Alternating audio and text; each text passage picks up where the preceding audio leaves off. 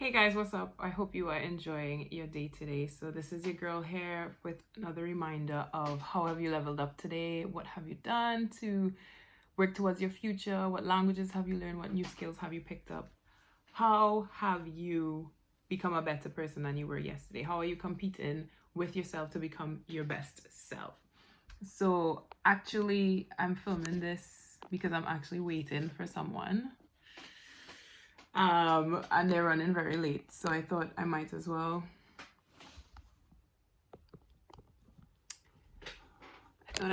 make the best of the opportunity and film for you guys while I'm waiting. Yeah, so I figured I might as well make the best of the opportunity and just film for you guys while I'm waiting because, you know what I mean, I like to multitask. And I was waiting for this huge human on my face to be gone, but you know what?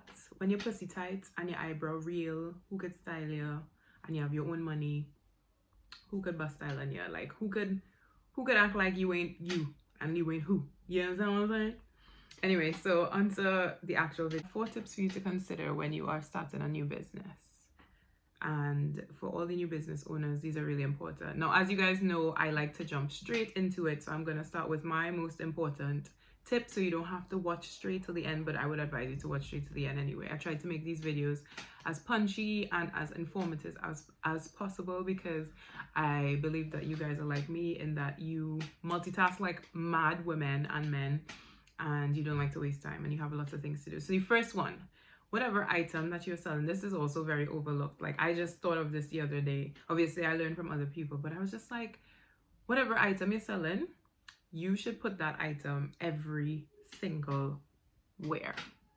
Everywhere. So if you're selling hair gel, put that on Amazon, put it on Etsy, put it on Shopify if Shopify is your main platform, put it on eBay, put it on Depop, put it on everywhere. Basically, you need to get your product in front of as many eyes as you can to create obviously maximum sales. And I think they say you need to see a product 10 times before you actually buy it, right? So that's the first one, and that's my favorite one and the most important one for me. The second one is understanding your audience and understanding who is actually going to buy this product. That will help you a lot with your marketing, obviously your advertising as well. So I don't know if you guys know, but on Facebook and Instagram, when you advertise, you are allowed to target people based on the content that they digest. So funnily enough for me, and this is like all new news, so I'm just hoping to relay this to you guys before I get super busy and I can't help anybody. I'm hoping these videos would help. Unknown to me, you can target people based on the hashtag, for example, Black Lives Matter. Now, there was a point for me where social media became very exhausting, like, and understanding now what I know now is like, wow, so I was being targeted this whole time for this kind of excruciating content, and obviously a whole nother YouTube video, a whole nother thing that's not pertaining to your business. But I think obviously the strategy now is to kind of normalize Black deaths and whatever. So it seemed to be like plugs and waves of information being slammed in front of my eyes of, you know, Black people being shot, killed, murdered, and then it was like the comparison against other races, and I was just like a lot to take in. Like me there, like little business owner, coming up with like, you know, all these sponsored posts about really things that were unbeneficial to my mental health and my state. So just to let you guys know, so if you, for example, are selling gel, you can target people who look at the Cantu page, for example, who look at the olive oil page. Forgive the coughing in the back. I live in a mad jungle place. Just now I might hear somebody screaming. Tarzan might be outside. Just stay here and bear with me. Like, keep attentive. I'm gonna wrap up soon. So you could target people who are looking at, I don't know, specific oils or products, like ingredients, in your gel. So that's just another example. The third and actually a really important one as well for your business is you have to use influencers. Everything is word of mouth nowadays, and people don't understand how important they are. So I've just this year, because of Corona, understood what an influencer was. Before, like if someone had asked me to like post something for them, I'll be like, yeah, sure, that's no problem. Like, what's the big deal, you know what I mean? So I'd post for them and stuff. But now I understand that obviously with posting that the person, 1 second, sorry. So So I've only just understood what an influencer is, and me having posted other people's things in the past without thinking anything of it. I was just like, okay, yeah, sure, no problem. You asked me to do this, that's not a problem. Someone will come back to me and be like, oh, so I was looking at this brand and I, it's good that you posted it. Have you tried it before? And I'll be like, well, actually, no, I haven't. And they'll be like, well, would you recommend it? And I'll be like, well, I guess. Like, the people seem to be quite eager with the brand. Like, they kind of want to get, they stand firmly. They believe in the brand, basically. And that belief kind of translated to me, and then I could, like, refer it to other people. So I hadn't known all that time what I was doing. Also, I would advise you to follow Influencer Pay Gap just to understand. It's a Instagram account, just to understand how much influencers get paid. So, like, per post, per story, you're supposed to get like 3 figures, baby, minimum. It doesn't matter how many followers that you have.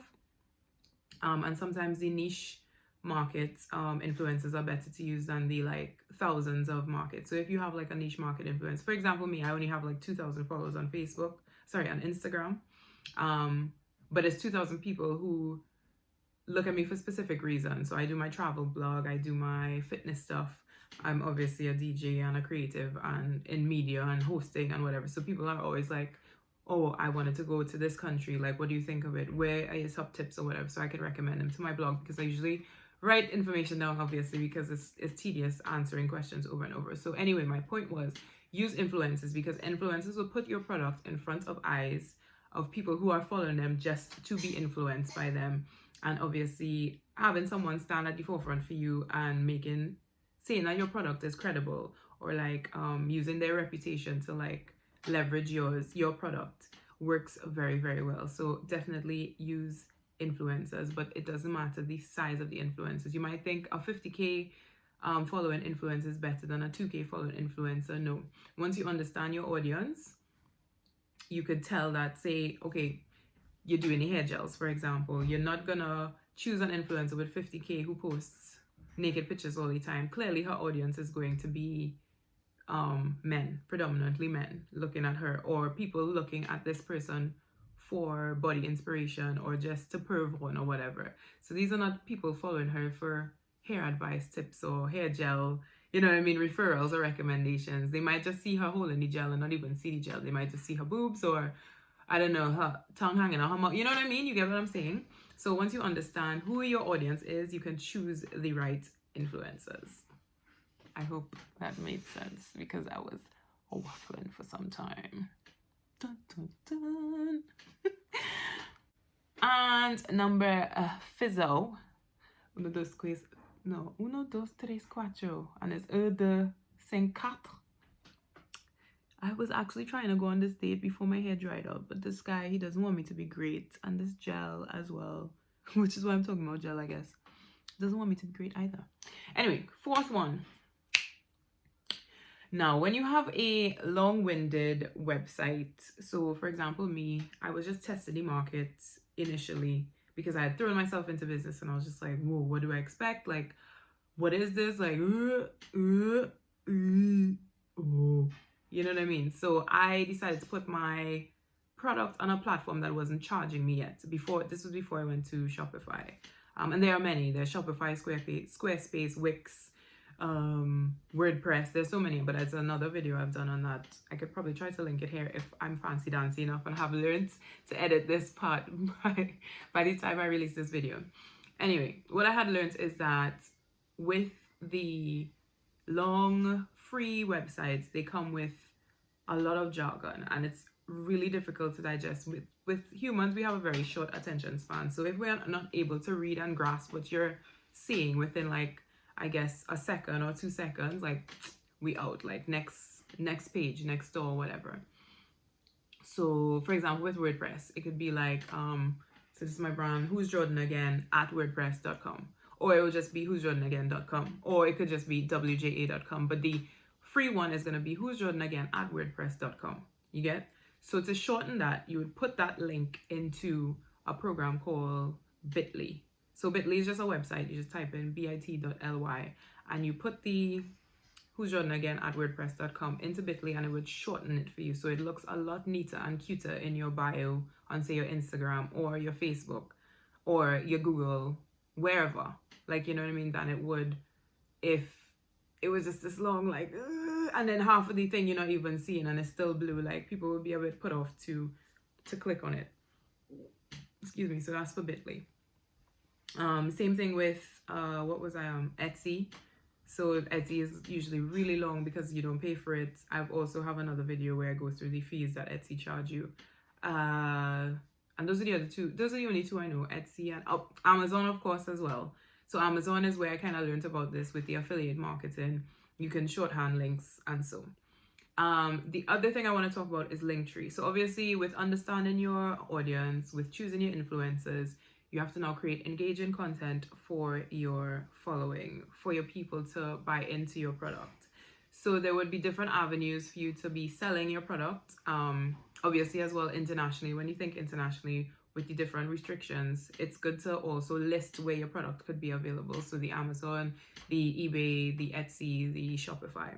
So Linktree is basically like a little bio thing that you put where you could tag like 6 different, or I don't know how many they do, but let's say 6 for now. So you could say Linktree me and then Amazon product link. So then when they click Amazon, it goes straight to the product. eBay product link, click eBay, goes straight to the product.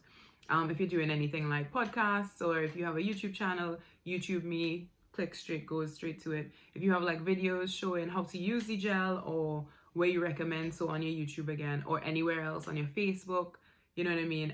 If you want to put a subscribe, if you want to keep in touch or up to date with what we're doing and what's coming up next, you could do that as well.